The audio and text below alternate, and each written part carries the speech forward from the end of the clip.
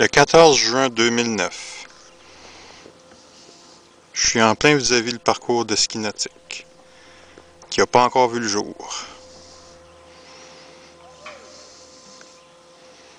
C'est un endroit merveilleux, le bout du lac Barker. Un endroit tranquille, paisible. Une vitesse maximale à 55 km/h, c'est beaucoup trop élevé ici. On aurait de très bonnes raisons de réduire la vitesse pour contrer définitivement l'aménagement du parcours de ski nautique.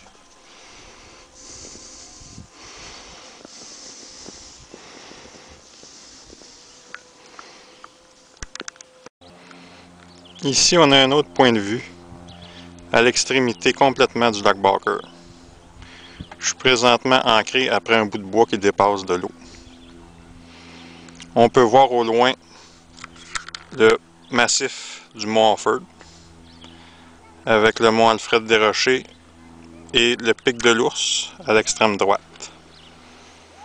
Ici, c'est vraiment un endroit magnifique encore où les gens viennent se baigner. C'est ici qu'était prévu le parcours du ski nautique, mais un peu plus loin.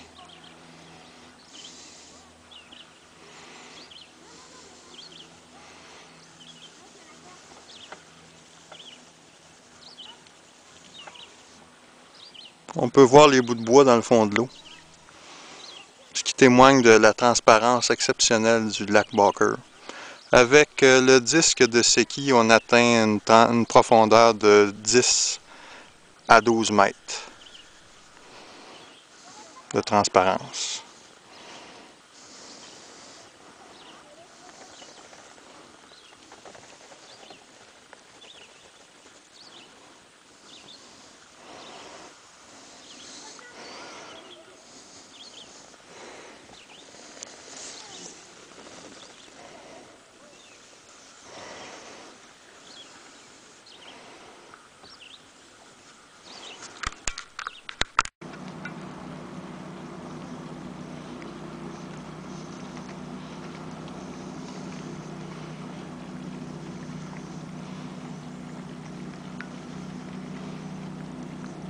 Ça, c'est un wakeboat qu'on entend.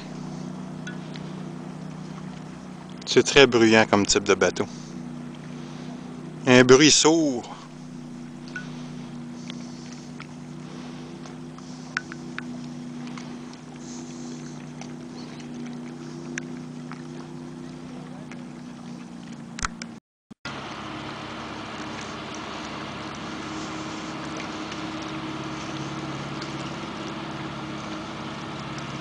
Un exemple de wake surf.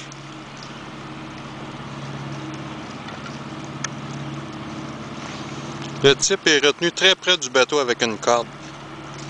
Normalement, là, il devrait être capable de lâcher la corde s'il était plus expérimenté. Là.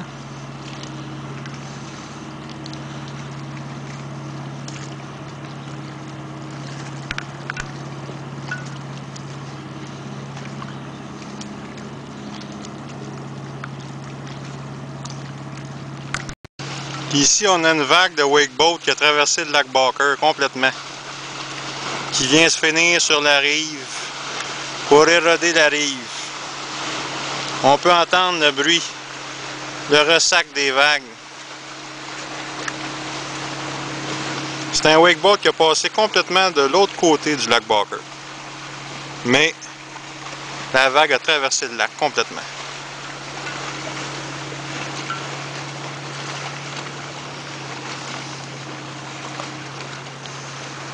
On est ici vis-à-vis, en fait, de l'autre côté, là, le côté opposé du parcours clandestin de wakeboat au lac Barker.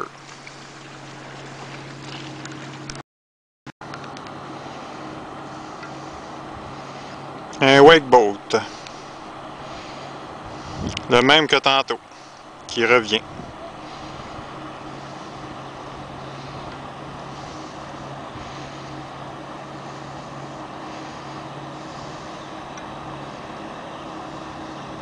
Ça prend bien du pétrole, ça. C'est un gros moteur V8 qui peut faire jusqu'à 450 chevaux vapeur.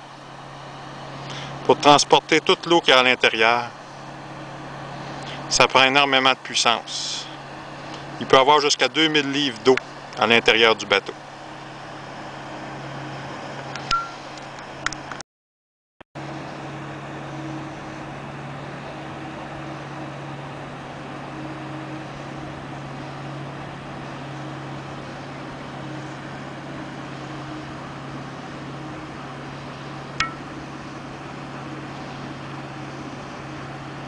Ils viennent se promener là où il n'y a pas de riverains pour se plaindre. Mais ça érode quand même les rives, hein? On n'y échappe pas. Ici, c'est la hutte de castor du lac Barker. On sait qu'elle est habitée parce que quand je viens en kayak, souvent, il y a un castor puis il claque la queue pour me saluer. C'est des castors de lac.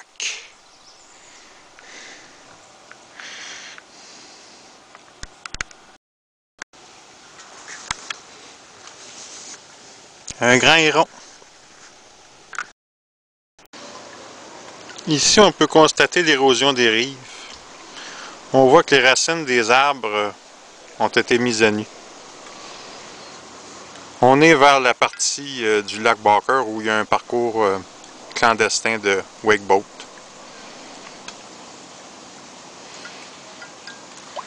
Les vagues des wakeboats ont eu pour effet comme de creuser une galerie souterraine.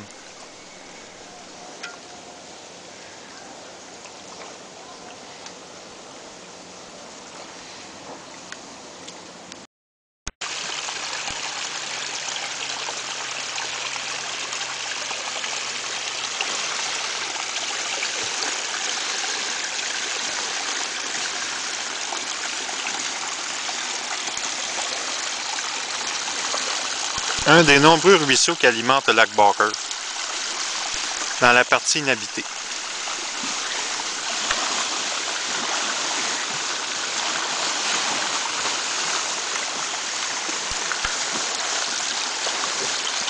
Il y a des beaux tapis de mousse verte.